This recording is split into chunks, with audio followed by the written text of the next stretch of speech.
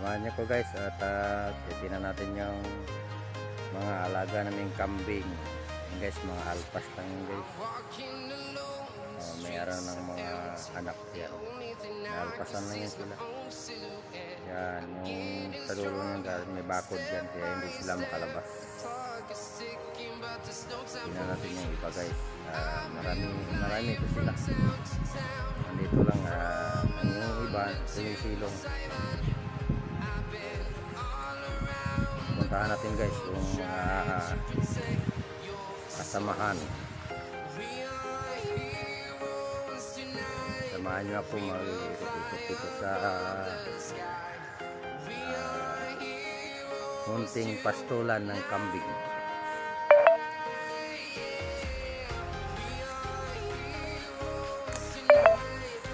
Alpas lang po sila lahat guys.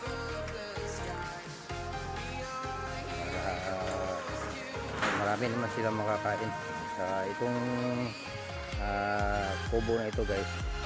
Diyan sila natutulog sa ilalim yan pag sa gabi, lalo na sa umuulan. Diyan sila yan. So guys yan, nakakatuwa lang tingnan kung ano na, meron na silang mga anak. Ayun guys, sa isang inahin ay 3 anak. Maganda magbigay ng anak yung isang inahin guys. Dito po yung iba guys. Gusto ko pa kayo guys. Yan guys. Paikot-ikot lang yan sila dito kasi maluwang naman tong area. Yan. Nung isang araw ay nagtatay kami ng 3 pang ulam-ulam lang guys. Hindi naman to binibinta, ano lang to, pinaparami lang. At kung kailangan ng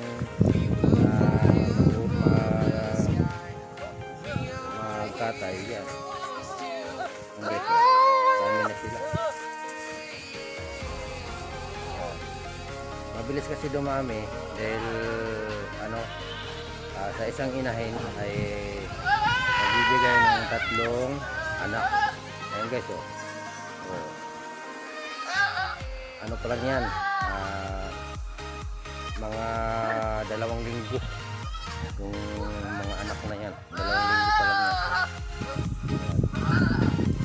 Tulong-tulungan pa po nila yung isang inahin.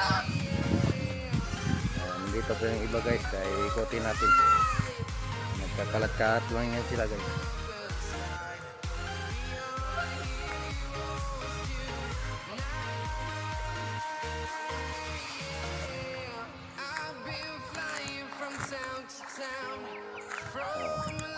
Yan o, naglalaro yung mga inakay na kambing. Yan, nakakatuwa tingnan guys pag yung ano na sila, mga anak na, dadami na sila alpas lang yan sila dito. Tapos sa hapon naman ay mayroon silang ano dyan, pupuntahan lang na nila yung kanilang tubigan, yan sila iinom. Dito pa yun guys, yung iba kakarat-karat lang sila guys.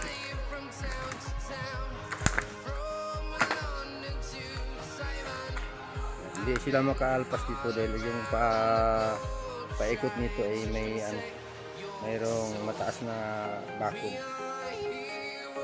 Yung bakod niya ay nilagyan ko lang ng English wire yan. Ito guys, buntis. So malamang yan 3 rin yung anak niya kasi yung una at saka yung pangalawa puro 3 yung anak niya. So ngayon ito magiging 3 din yung anak niya kasi malaki yung kanyang tiyan. Kaya mabilis na dumami guys dahil sa isang inahin ay nagbibigay ng 3 anak. Ayan, inahin rin yun guys, kanyang anak eh. kapatid niya na nasa galaan pa. Yan, yung umakit sa bakod. Pero hindi yan sila makatalon dyan. Dahil tinaasan ko yung paggawa niyan eh. Oh. Tinaasan ko yung paggawa ng bakod. Saka yung gate naman yan wala, sarado na yan. Hindi sila makalabas dyan.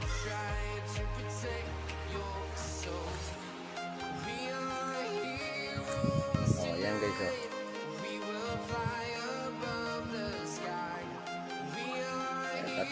Tatlo sa isang inahin guys, tatlong anak niya oh. Ano yan sila dito,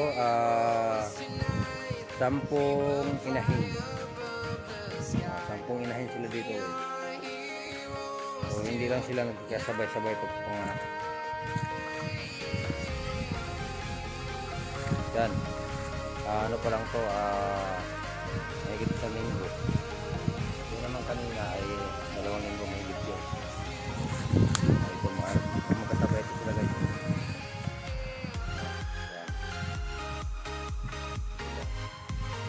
Dito lang yan sila, pag umainitan ay sumisilong sila dito. Ganun, yan, diba? Nakakatuwa guys pag mayroon tayong alagang kambing. Yan ay pinaparami lang yan sila.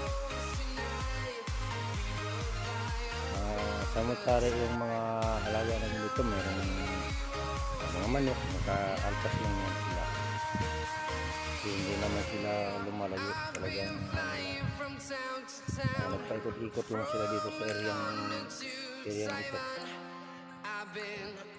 Pag sa naman tag-ulan ay hindi sila mababasa kasi indiyan sila sa loob, papasok sila dyan.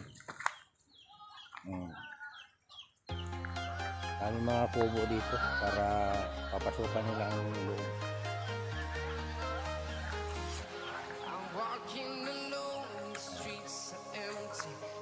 Yan guys oh.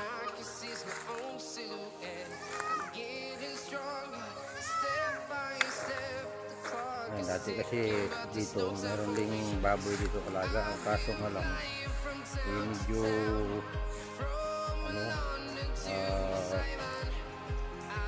mabagal ang paglaki ng baboy, kaya tinigil muna ang pagkalaga dito ng baboy. Doon na muna sa piling yung pagkalaga ng baboy. Dami din yung mga lalaki niya. So shout out dyan kay Ma'am Darla Jean, kay Regyo ng Singapore, kay Insan Rook Jagran, shout out kay Ate Asinya, kay Jocelyn Yamamoto, kay Bisaya ng Australia, shout out kay Idol Bert Window. Idol Bert, ito na yung alaga naming kambing, Idol Bert. Kay Tol Dasok, shout out kay Tol Drix, kay Tol Said Ay, kay Skyjin Iran, shout out kay Idol Boy Pasyaw. Idol Boy, ito na yung mga alaga naming kambing, marami na sila Idol Boy. Yung iba doon ay maliliit pa, pero lalaki din yun. Abutin ng mga 1 buwan yun, ako malalaki na yun. Ma'am Julien, nag-love shout out kay Ate Pangyaw S, kay Ate Sambel, kay Ate Inday ng Hong Kong, shout out kay Ate Liz, shout out kay Ate PH Tukil TV, nag-love shout out kay Idol Rams.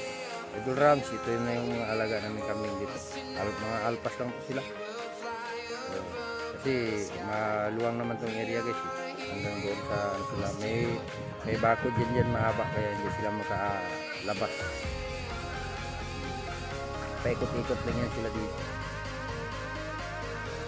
Pag umulan, walang problema kasi mayroon tayong kubo na papasukan nila dyan. Pwede silang umakit dyan sa taas. Kaya yung iba sa ilalim.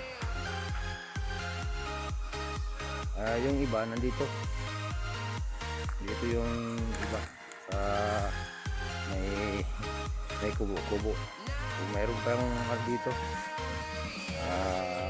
may inakay dito. Mayroon lang yung Nagkakalat-kalat lang sila dito guys. Yan, dito sila sa malapit sa tubig. Ayan, may tubig po yan. Kaya hindi nawawalan palagi yung labador or batya. Mayroon talaga tubig yan. Yun yung iba guys. Oh. Yun. Yan sila mahilig kasi umakyat itong kambing. Kaya meron talaga yung nila eh.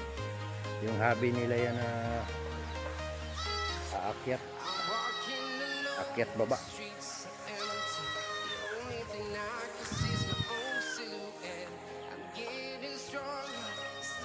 Bali ito lang yung libang-libangan namin dito.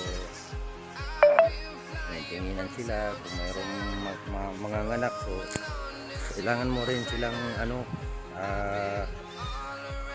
bantayan mo rin kung mga anak sila dahil isang halimbawa mga anak mo ng umaga, so mga 2 oras lang pagbabantay mo para lang naman baka kasi paglabas ng anak masisilam, kaya kailangan mo nang punasan yung kanilang nguso o kaya baba nila pupunasan para hindi sila masilam.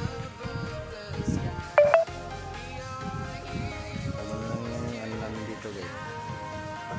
Pag doon naman sa kabilang bahay, ayan, mga manok naman yun doon guys. Mga manok naman. Guys, maraming salamat sa patuloy nyo panunood sa ating mga content. Pa-like and share lang guys para lalo pang dumami itong ating mga